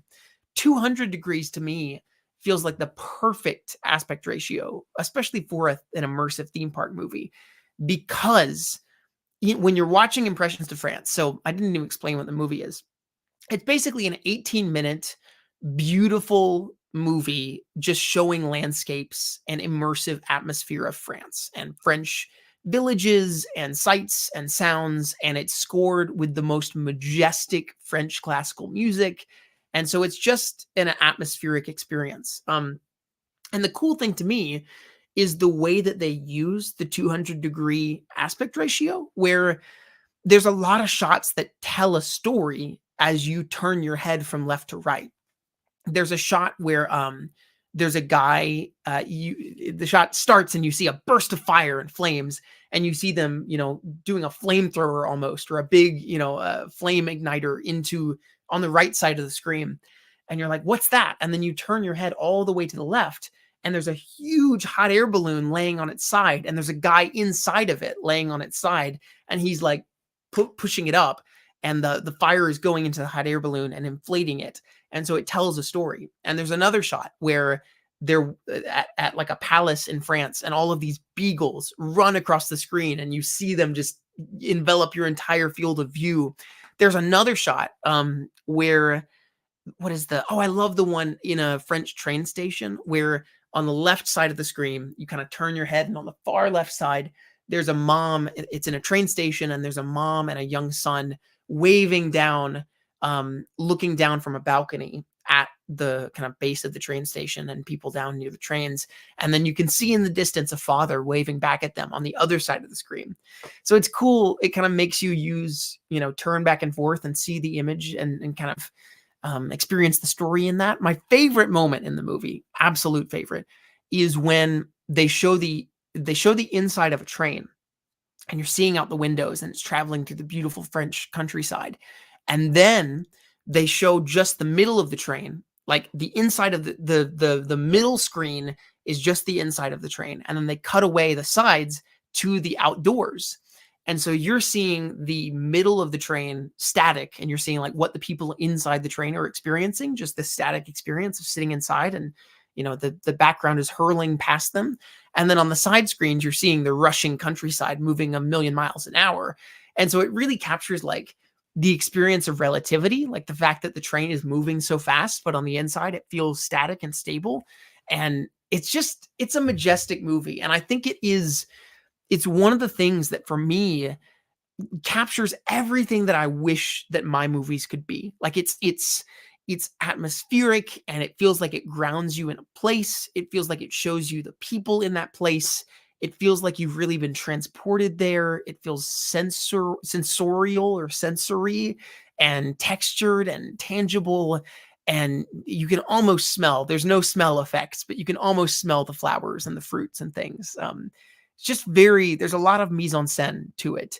And I love it. And so every time I go to Epcot, I watch it. At least I try to see it twice when I'm there. It's a wonderful experience. And now at Epcot, unfortunately, they have replaced it almost with the Beauty and the Beast sing-along, which is a crime against humanity. It is an awful, awful garbage movie. It is absolutely awful. I hate it so much with a fiery passion, partly because it replaced Impressions de France, but partly because it is absolute garbage. It is a Beauty and the Beast sing-along where they go back to the scenes and they have the lyrics on the screen and they try to get everyone to sing along. And of course, it's taking the beautiful France Pavilion and Epcot and turning it into an IP thing, which is so annoying to me. But then also, they do this ridiculous time travel thing where LeFou from Beauty and the Beast is going back in time and like revisiting the famous musical numbers and like causing trouble and doing foolish things. And he's rendered in 2D animation, but it's awful. It's like it shows that Disney has forgotten how to do 2D animation. It looks so cheap. And so you're seeing these beautiful sequences from the majestic movie of Beauty and the Beast with this horrifically animated, cheap-looking 2D of LeFou intruding on the scenes. And it's just, it's insulting. It's insulting. So the good news is that they still play Impressions de France on the last hour of the park when the park is open. So I always go in the last hour, and I'm pretty sure now they also play it in the first hour. So they show it in the first hour of park being open and the last hour of park being open. So if you want to see it, go during one of those times. I usually skip the fireworks to go see Impressions de France because it's just such a majestic experience to me. It's also the longest running movie in a theater ever. People don't know this. I mean, I feel like it should be in cinematic history because of this. Like Impressions de France, there has never been a movie that has run as long in the same theater nonstop as Impressions de France. It's still running today. It's been running since 1981. It's never stopped. And so I think that's kind of amazing. And it is a piece of film history to go see if you're ever in Epcot and you're a film fan. It's not just a theme park movie. It is a majestically crafted sensorial experience. And I love it so much. And I think it's certainly the most well-made of those 360 movies. And someday, of course, I'm desperately afraid that someday they'll remove it for good, which would be the end of me. And I wish that it was available elsewhere. I mean, it would be very hard to experience it at home on digital because like you need a 200-degree screen to really experience it. And that's kind of what makes it special and transcendent is that like it feels like a movie that you can only experience. I mean, that's the special thing about it. It's a theme park movie that you can only experience at that one place. In its totality, in the experience that it was designed to be. Um, but yeah, like I hope someday that if it does go away, that they release it somewhere, because Lord knows it would be a crime to not be able to view it again. Ugh, that just breaks my heart. So beautiful movie. If you're ever in Epcot, you should go see it. Sorry for the long answer. I get passionate about Impressions to France. Yep. Robbie says, my cousin just gifted me his first wave PS5 while I was visiting for Thanksgiving. What? What a good cousin. I'm pretty stoked that I can finally play my 4K discs. Oh, I need a cousin like yours. That's cool. That's awesome. Bro, your videos haven't shown up in my feed for like a year. Oh, man, I'm sorry. That really hurts. I'm sorry. Is that because I haven't made many videos this year? I mean, I haven't made a whole lot. I've only made like, I don't know, 5 or 6 in this year. Or is it because you actually haven't even seen the ones that I have made? That would suck. I don't know even what to do about that kind of thing. Matt says, oh, thanks. Yes, for answering about my 4K thing. The tech specs section on IMDb normally has a bunch of info about the master formats and stuff. Also pretty cool sometimes seeing info about cameras, film stocks, lenses, and etc. That's cool. Okay, I'll have to check that sometime again. Impressions to France was closed last time I visited, so I still haven't seen it. I was devastated. Oh, I'm so sorry. Yeah, that devastates me. If you go on Letterboxd, this is my one claim to fame. And it's not fame. It is definitely not fame. Is that if you go on Letterboxd, Impressions de France does have a listing there, and I have like the top 5 listings of logs of the film because I review it every time I go, and I do another review of it, and they get longer every time, and I love it so much. So definitely, if you see the film, log it on Letterboxd so that it gets a bit more attention. Hey, what's happening, people? Hey, Jordan, glad you're here. I'm very glad you're here. Yeah, thanks for coming. We need a 2D animated film animated in IMAX 1.43 aspect ratio. Lightyear can't be the only animated film we hold to that title. Oh, yeah, that would suck. Yeah, I mean, I guess it's probably not 1.43, but like really looking forward to seeing Boy and the Heron at IMAX later later, not this month, but within a month. That's crazy. I watched Evil Dead Rises on Max, but it came with ads, so I plan on watching it again without them with my copy. Oh, yeah. The streaming services adding ads is just so sad.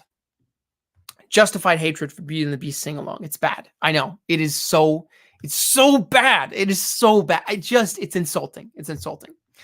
Bro, that LeFou short is some historical revisionism, LOL. Yeah, I know. It's... yeah, I don't know what they're doing. Just shoot an IP into the Disney parks because that's all they can think of. Would you ever want to make a video or list of your movie collection? Blu-ray, 4K, VHS? Yeah, I've been asked that a few times. I don't know. I feel like it would be a boring video because it's just like, it's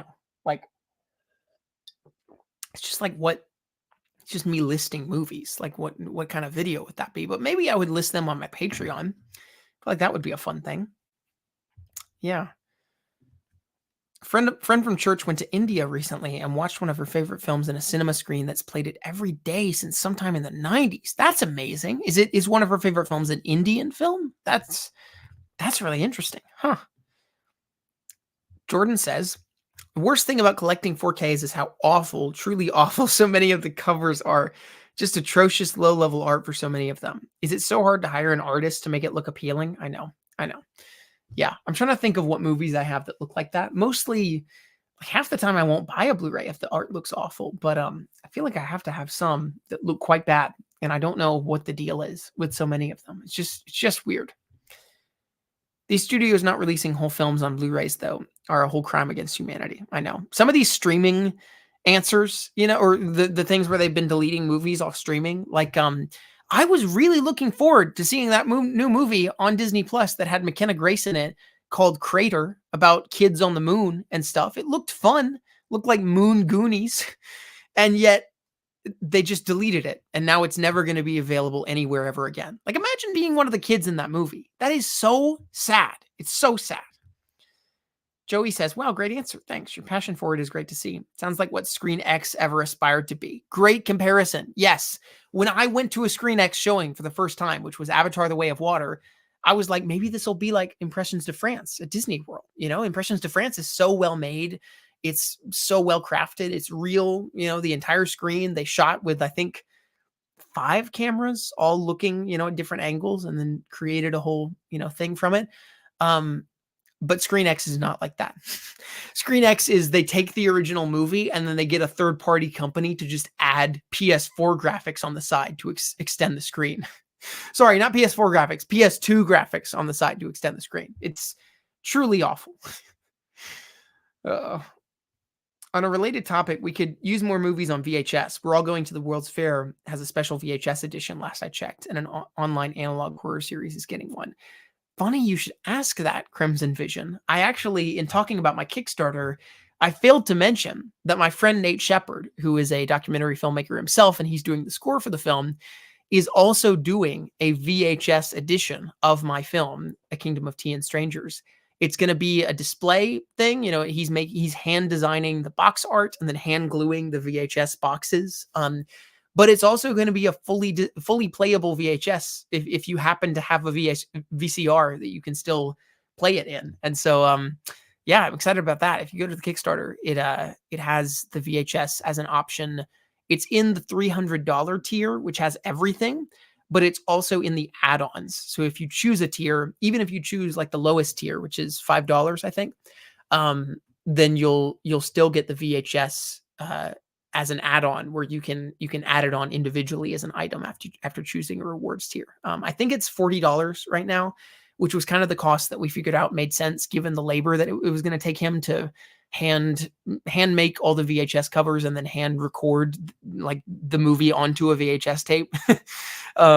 But yeah, so if you happen to want a VHS release of one of my films, it's on the Kickstarter and it'll be later next year when we'll send it out to people. Have you watched Scott Pilgrim Takes Off? I watched it and really liked it. And I'm hoping it does well because I like how creative it was. And Netflix is notorious for canceling animated shows. Yeah, I watched episode 1 of it. I'm looking forward to watching the rest. I've heard good things about the show, great things. Everyone seems to like it, which is great to hear. I really enjoyed the animation in the first episode. I did feel like the first episode was just doing the movie, but with less, like the humor was, like they did the same jokes as the movie, but not as funny. And it felt like they were lacking in energy. And I was kind of not quite sold on the voice acting yet. I kind of felt like the voice acting lacked energy. But I enjoyed the animation and I could really see, I've heard a lot of people say that it takes kind of the basic template of the movie and then it goes in a totally different direction, which is kind of implied by the end of the first episode. And so I fully believe that it gets better and I fully believe that it goes in a new direction, which I'm excited for. So yeah, I'm looking forward to it. Taylor Swift's Reputation tour film is being removed from Netflix. And I assume that's the only place to watch it, right? That's crazy. Well, I mean, it really does become like going the way of the guys who say ahoy on boats, not to name any names, is true film preservation at this point. Like, I don't even know what else to say about that. It's crazy that that's where we're at. That special VHS edition for your doc sounds cool. I did something like that for Once Upon a Time in Hollywood with a VHS copy of Fellowship. Sadly, the copy didn't turn out good because of the adapter. Yeah, sorry to hear that. Yeah, it's my friend Nate. He makes VHS editions for every single one of the movies that he has made. So he's made a few documentaries in the past, and he makes a VHS edition just for himself, just to have on his shelf, which I very much relate to. I feel like, I don't know if any of you guys relate to this. Like, being someone who makes visual media, it can sometimes feel like the work that you do doesn't even exist, because like in order to show someone what I do, I have to have a screen somewhere. I have to have either a movie screen or an iPad or an iPhone or a computer and Wi-Fi or phone service, and like that's the only way to prove that what I do exists. Like, especially with my YouTube channel, you have to have the internet to know that it exists, right? And I have the 4K exports of my videos saved on my Google Drive, but like, I don't There's no other way to show my work. And so sometimes like I have like existential fears of like what happens if the entire internet goes down someday? Or like what happens if somehow all of my work is erased off the internet somehow, or electricity goes out or whatever. Um, and that's where like having a physical object that reminds me that my film exists is very helpful. I don't know. It provides some comfort to me to feel like, okay, like even if my film can't be watched at a certain point because of the internet or something, I still know that it was real because I have a Blu-ray on my shelf, or I have a VHS on my shelf, or I'd like to make a photo book with like lots of the stills from the film. I also found a guy recently he's on Etsy and he makes posters that look like, it's basically, I wish I could pull it up. I don't know. I don't think I can screen share. But he does posters where you can send him what movie you want, and then he makes a full wall art with every single frame of that movie on the wall art. And it's cool because you can really zoom in and see the frames. And of course, it's similar to I'm sure many of y'all have seen those new posters that people make where it's like all the colors of a movie. It's like a movie barcode, I think they call them, where it's like you just see like streaks of color from all the different scenes of the movie, and they've squeezed it together. I don't love those just because I feel like half the time I'm like, what sequence is that? I don't remember when it was that color. I don't remember when it was that color. What sequence is that? This wall art thing I think is much cooler because you can actually zoom in and see the image, see the frame of the movie that it is. And he does every single frame from the movie. So you see all the shots and stuff. So I had him do one for Love in the Time of Corona, which is my previous film that Debbie and I made that's on my YouTube channel. And it was just cool because you could zoom in and see it. And I haven't gotten it printed as art yet, but I'd like to at some point. I'd like to do it for all of my films because I don't know. It's just like, hey, it's real. And hey, like, even if I can't watch it at some point, I can zoom in and see all the stills. And I don't know. It's weird existential fears, but just something that I think about sometimes. Robbie says, just picked up VHS tapes for Panic Room and Election at Atlanta's Videodrome store. You and Micah have mentioned this to me. That sounds really cool. I haven't been. Yeah, I'd really like to see it. Apologies for harking back, but this is a scary time for movies with films being removed from streaming without physical releases. I know. Yeah. Yeah, it is. It feels like we have to preserve films in whatever way that we can. I mean, it's weird stuff. And I am hopeful given what happened with the Coyote versus Acme thing. Of course, dumbfounded that happened with that movie, and dumbfounded at the arrogance and evil of David Zaslav to just delete a movie that thousands of people worked so hard on and was so, testing so well. But I'm glad that it seems that the outcry has reversed the decision on that. I hope it sells somewhere good. And I really, I hope it gets the eyes that it deserves. But I also hope that this situation slowly turns the tides on this entire thing where movies can be deleted as a tax break. Like that just shouldn't be what the system is. You can't be in the business of deleting movies as a business. Like that's not a business. That shouldn't be legal. Like you can't be making money from that. That's just absurd. Like, it's just ridiculous. Speaking of Swift, excited for Swift directorial debut. Too bad Searchlight has been gutted by Disney, but they could use the certified hit by Swift. Yes. Yeah. Yeah, I know. I feel like I've heard what she's directing. I'm just going to Google this right now. Taylor Swift directorial debut. I know what this is, but I also am drawing a blank. Okay, this just says the All Too Well short for Searchlight Pictures. Is that what you're talking about? I assume maybe that's what you're talking about. Because I know that, that was a big deal when she came out with the short, and I knew about that. I just didn't know if she had directed a feature film. Or is she doing that later? Is she directing a feature film? December 9th, 2022, Taylor Swift to direct her first feature-length movie. I don't know. Yeah, tell me more. I knew about the short, but I didn't know if there was a feature-length thing. That sounds cool. Yeah. I'd love to hear about that.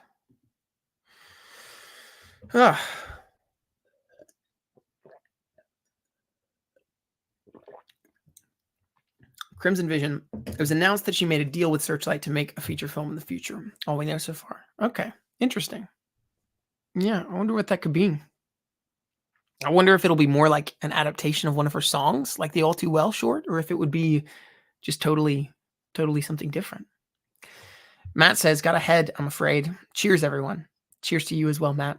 Man, we should talk actually, because my wife Debbie and I are going to be in England at some point in January to do follow-up interviews for our documentary. And we're going back to L'Abri to do some interviews, and maybe we could see you on the way because you live somewhat near there, right? That would be a cool thing to talk about.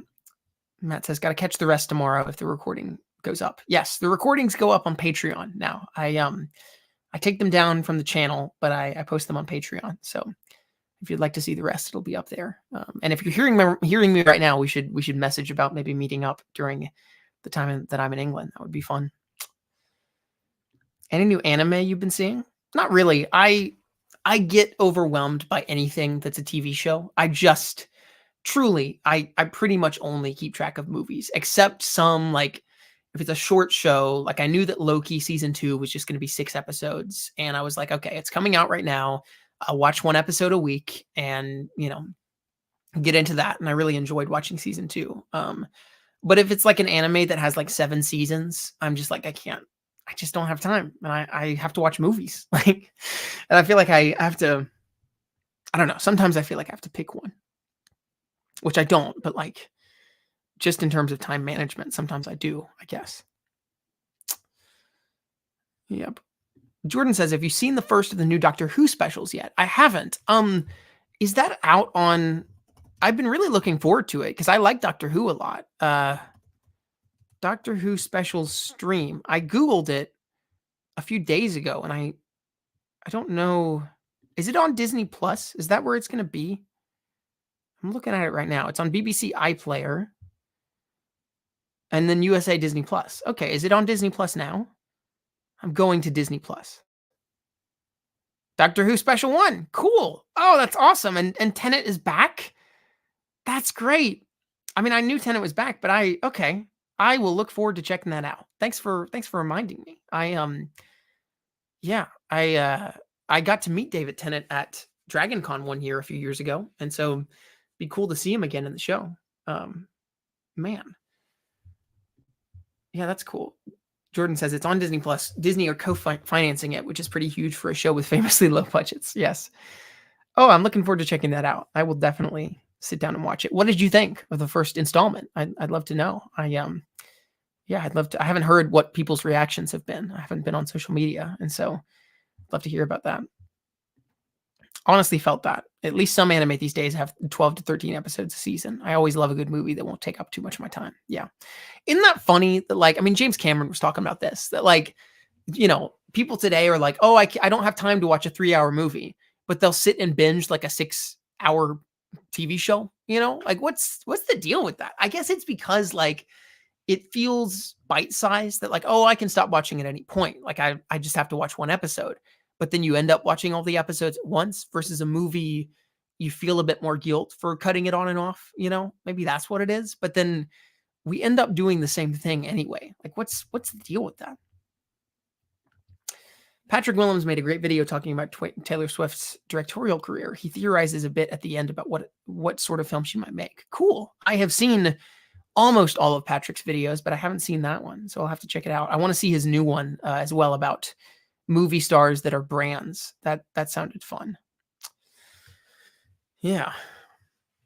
I would maybe like to go to bed soon. It's been a long day for me, but I thought I'd do a live stream. But for those of you who have been here, I'm grateful that you've been here. I'm not turning it off just yet. I want to hear from Jordan about what he thought of Doctor Who.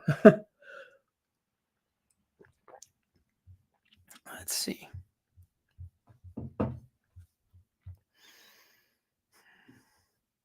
Pretty incredible start. Having Russell T Davies back, the showrunner who brought the show back and spearheaded Tennant's era. Oh, cool. With Tennant and Tate is so cozy. Just a refreshing return to form. Oh, that's great to know. Yeah. Oh, that makes me feel so nice. I can't wait. Yeah, I watched through, I really got into a hardcore Doctor Who phase in high school, and I watched all of Eccleston and all of Tennant, and then some of Matt Smith, but then I sort of trailed off. So really, David Tennant is the only Doctor Who that I've like really been into, and I haven't watched any of the later stuff. Well, I watched a bit of the Jodie Whittaker seasons. I watched them when they first started, and I thought she was great, but I didn't love the writing of the episodes. So yeah, but I'll really look forward to seeing this. I might even watch it tonight. That's exciting. The MCU has turned into a soap opera these days since everything is too connected, and if you didn't see certain projects before the one you're watching, you're screwed for not doing your homework. Yeah. Yeah, I know. I mean, I feel like at least the movies are somewhat accessible to the people who haven't watched the shows, but it still feels like, I mean, even if it is accessible, it still feels like you're missing something. And I don't think people like that feeling, that feeling of being like, wait, what did I miss? Like it's just not a flattering feeling. I could never see myself binging something like Grey's Anatomy due to the amount of episodes and length of them. Yeah. I'm the same with like The Office. I watched the first 3 seasons of The Office, I think, but then I stopped. I liked it, but I'm like, what am I going to watch all like 9 seasons of this? I don't imagine how many movies I could watch in that time. Like it's so long. I don't have the time. Houston, got any short film recommendations? Trying to find inspiration for my own. Great thought. First thing that popped into my head is just that I loved the new Wes Anderson short films that are on Netflix. If you haven't seen those, I feel like I wish I had better ideas of things to recommend you. This is a very basic cliche choice, but like there's a lot of wonderful Pixar short films. And sometimes I think that Pixar short films tell stories even more effectively than their feature films, especially in the later years. Pixar shorts are just, I feel like you could do, and maybe I'll do this someday, like an entire storytelling masterclass just analyzing the storytelling techniques in Pixar shorts, because they really use so many smart ways of like clarifying the premise, honing it down to the basic essence of what it is, using visual storytelling, a clear sense of what the character wants and what they're pursuing. And so, yeah, I think Pixar shorts, as basic as it sounds, they're great films to study when you're thinking about your own short films. I also would recommend a lot of the short films made by Joel Haver. I think he's wonderful. I love his YouTube channel. He is such a creative inspiration for me. And so go check out anything that he's done. His feature films are great too. He's made many feature films that are on YouTube. I love Pretend That You Love Me is excellent. And I love 31 Days in Marshall, North Carolina. Both excellent films. So yeah, I would say Pixar shorts and Joel Haver shorts are a great place to start. Just some of the things that popped into my head. Oh, thanks for asking, Zachary. Where did you get the sailor statue? Looks like something from Sleuth or Knives Out. Ah, I've never thought of it that way. That makes me love it even more. My great aunt, growing up, we would go to her house, which is near Wrightsville Beach in North Carolina. And she has a house that is on the marsh, it's not on the beach, but it's like maybe 10 minutes away. And it's on kind of the marshy bay, I guess. It's not really the bay. It's like the creeks that flow out of the bay. And so it's sort of long reeds and tall grass. And her house was, for the longest time, we would go there every year because we couldn't really afford a beach house or afford to rent a place for a week. But she had that house and we would go stay there. And it had this furry shag carpet and lots of sort of nautical seafaring decorations. Like the chandeliers were big ship's wheels and lots of shells everywhere and kind of the typical beach house kind of stuff. And this statue was always there. And I loved it. Like when I would think about her house, I would always associate it with this statue because it just always reminded me of her house and it was always there. And then recently her sons have she died a few years back and her sons have taken over the house and they still let us stay there, which is very kind. But they've redecorated it quite a bit. And so they've kind of painted the walls and made it a bit more bright and colorful and everything. And so they found that they didn't have much of a use for this statue. And I asked, hey, can I please have the statue? It's such a wonderful memento of this house to me. And so I brought it back and I put it in my studio and it's it might be one of the most special things in this studio to me. I just got it here a few months ago, after we went to the beach and got to pick it up, and makes me really happy. It also reminds me that my extended family is all from Wilmington, North Carolina. This past summer, Debbie and I went to find my great great great great grandpa's grave, Alvis Monroe Coley. He was born in like 18, what was it? I'm forgetting the dates now. Mid 1800s. Maybe even early 1800s. And so we went to find his grave. It took forever. We looked at like grave databases and we went to find it and stuff. So it was cool to like find that I had roots in this one place that we've been going to the beach every year since I was a kid. And my grandpa grew up there, and his dad and his dad and his dad and his dad all were from there.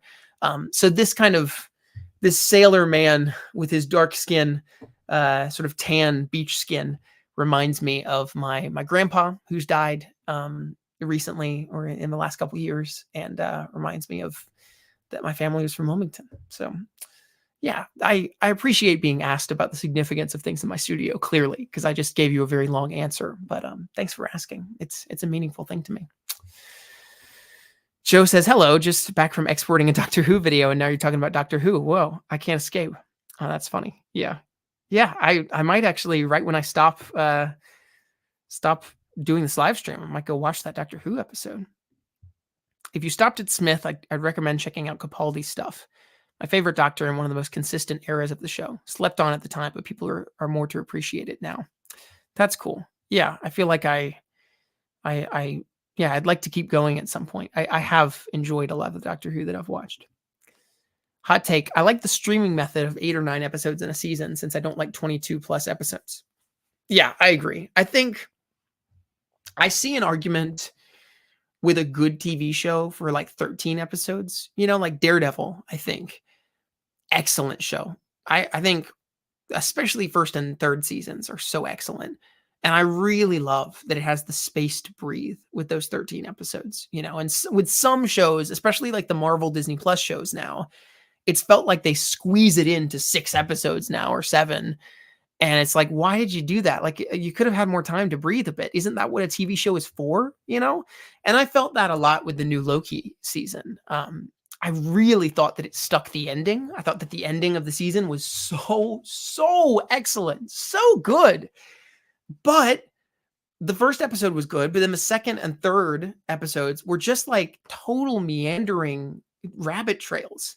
And I was like, what are we doing? Like, you only have 6 episodes of this season, and you've spent 1/3 of the season doing nonsense that wasn't applicable to the season at all. Like, there's a weird Miss Minutes romantic subplot with her and Ravonna Renslayer going off and trying to steal away Victor Timely, but then like there's a romantic undertone to it, and Miss Minutes goes bad and stuff. And I'm like, this had no relevance to the rest of the season. What was that for? And so, especially when the show is so short, to me, it feels like, what are you doing? Like that kind of episode, that kind of rabbit trail would be more permissible if the show was 13 episodes. Like I would have been fine with it at that point. Maybe I would have even enjoyed a bit of a side tangent. But when it's such a short season, it's just like, what are you wasting your time for? Why are you wasting your precious minutes that you have to tell the story? Yep. Punda says, do you ever fall out of love with a film every now and then? That's an interesting question. I don't know. None spring to mind. I feel like there are certain movies that I'm obsessed with for a season, and then I don't watch it again for a long time, but then I come back to it eventually. There are very few movies that I've kind of turned on and said like, oh, I loved it, and now I don't. I can't even think of any movie that I feel that way about, except for, I don't know, like even certain movies that I loved in a certain season of my life, like when I was a teenager. Like I feel like certain people talk about Scott Pilgrim versus the World as like a movie that it's a very like 16-year-old thinks it's the best movie ever movie. And I can see that now, looking back on it, and it features prominently in my first short film that I made as a teenager called Long Box Breakup, which is such a cliche that like my first short film, references Scott Pilgrim so much, which is such a cliche film student thing to do. Um, and so now I can kind of see certain flaws in it, I guess, and I can see how it's a bit of it was a movie for that season. I'm not quite as passionately in love with it as I was back then, but I still appreciate it for what it was, and I appreciate it for the way that it spoke to me in that time of my life. Um, and I still think it's a great movie. So, yeah, I don't know. I would understand if some people fall out of love with certain movies at some points, but I haven't that much in my life as far as I can think of. Hector says, some of my family don't like watching series since they feel obligated to watch all the episodes single sitting. Why is that? Why do we feel that way? I don't know. For recommending short films, you can't go wrong with Lynn Ramsey's stuff. Incredibly well realized, beautifully crafted little stories. Some of my favorite short films ever, and they're on YouTube. Oh, that's great. Man, yeah, I know that creator. I'd really like to check more of that out. Heading out for the night. Happy to have joined and watched. Good night. Good night, Aiden. Yeah, thanks for being here. Glad you were here. I've officially stopped caring about the MCU after Guardians Volume 3. Yeah, unfortunately, I'm in a similar spot. I enjoyed Loki, but it's kind of the exception to the rule at this point. I haven't seen the Marvels, and I mean, I'll watch it when it's on Disney Plus. You know, it seems like from the people who've seen it that it's not terrible. It sounds like it's a good time, but I haven't made the time to see it. To me, it kind of feels like Blue Beetle at this point. Like it feels like a movie that I'm like, I know I'll probably have a decent little time with that, but it's not a priority right now, which is such a big shift from how the MCU used to be for so many of us, you know, showing up day one for new releases on the midnight premiere and that sort of thing. 10 to 13 episodes is a sweet spot for me. Yeah. Yeah, I agree. I think that's a good length. I think anything longer than that does feel too long, but 10 to 13 is kind of excellent. Yep. Well, I think I'm going to wrap it up here. This has been my shortest live stream by quite a bit. Several of mine have gone to like 3 hours, but I don't know if y'all could tell. I'm just a little bit depleted today. I feel like it's been an exhausting week with Thanksgiving and then running this Kickstarter, which has been kind of a full-time thing. Like that's the funny thing about running a Kickstarter is that you're running it to raise the money to make the thing, but in the time that you're raising the money to make the thing, you have no time to make the thing. And so I'm praying that it's funded and that I can get back to making the thing, because I'm done with the whole spending all my time on not making the thing. I want to be making the thing. Yeah, that's got 5 days left. If any of y'all want to pledge, it's going to be going, the ending is midnight EST on Friday, December 1st. So last chance to sign up for any of the rewards or anything, the digital premiere or the physical premiere if you want to come in Nashville. The Blu-ray release, the VHS release, all that stuff is going to be fun. But yeah, I think that's all I have to say. Thank you guys so much for being here. It's been a good time. I always enjoy just getting to turn on the camera and do these things. Like I said at the start, I think I will do one more of these streams in early December before I go to Czech Republic for Christmas with Debbie, because we're going to be away for quite some time. In order to kind of justify the cost of a plane ticket, we were like, okay, we'll stay for a while with her family in Czech Republic so that we don't just come for a brief time and spend all that money to not be there for very long. So we'll be there from mid-December through mid-February. And I'd like to do another live stream before then. Maybe I'll do a live stream after seeing Boy and the Heron. That would be fun. That's going to be my last movie I see in theaters before I go to Europe. So yeah, looking forward to it. Yep.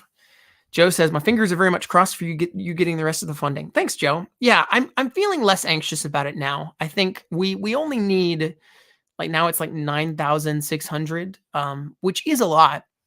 But I feel like it's getting closer and closer to the margin where like kind of some of the bigger donors will see that we're so close and be like, all right, we'll help them get over that hump. You know, we'll help them get to the finish line because we're getting so close. And so, yeah, I'm hoping, crossing my fingers as well. I saw that you donated. Thank you so much for doing that. Yeah, it's just lovely to have people from the Twitterverse and the Instagram verse and the YouTube verse in the Kickstarter and involved with that. It's been really lovely. So thanks for being here. Maybe you and I should meet up when I'm in England as well. Aren't you near Portsmouth? I seem to recall that you're near Portsmouth. We should meet up when I'm in England. That would be fun. I would really like to spend a day in Portsmouth. Debbie and I, our first date was in Portsmouth, seeing Parasite at the View Cinema there. So it's a special place for us. We try to visit when we can, and we eat at that Pho Street. Pho. I think the restaurant's full name is Pho Vietnamese Street Food. Yeah, it's a great restaurant, and so we usually go to the theater there, and then we get pho afterwards. Maybe we could get pho with you if you happen to be there. That would be fun. Anyway, yes, Joe says he's in Portsmouth. Hit me up. I will hit you up. I'm going to keep that tucked away in my mind. Robbie says, glad I could finally join on one of your streams. It was fun. Oh, thanks, Robbie. Yeah, really glad you came. It was great to have you. Hector says, it was great hanging out with you. Good luck with your project. Thanks, Hector. Thanks so much. I'm hoping to get one more video out before I leave as well. I've had this video made for a while called The Eras Tour is a Multiverse Movie. It's about Taylor Swift and the Eras Tour and why it's a multiverse movie, hence the title. So that's been in the editing bay for a while. I just haven't had time to focus on it because I've been doing the Kickstarter. So I'm hoping that might come out in the next couple weeks or so. Stay tuned for that. Anyway, thank you guys so much for being here. It's been lovely to just hang out in an evening. And I will see you at the next live stream that I do, the next video that I do, maybe at the Kickstarter. And yeah. All right. I'm gonna stop the stream. It's hard to end these things without being awkward. All right. I'm ending it.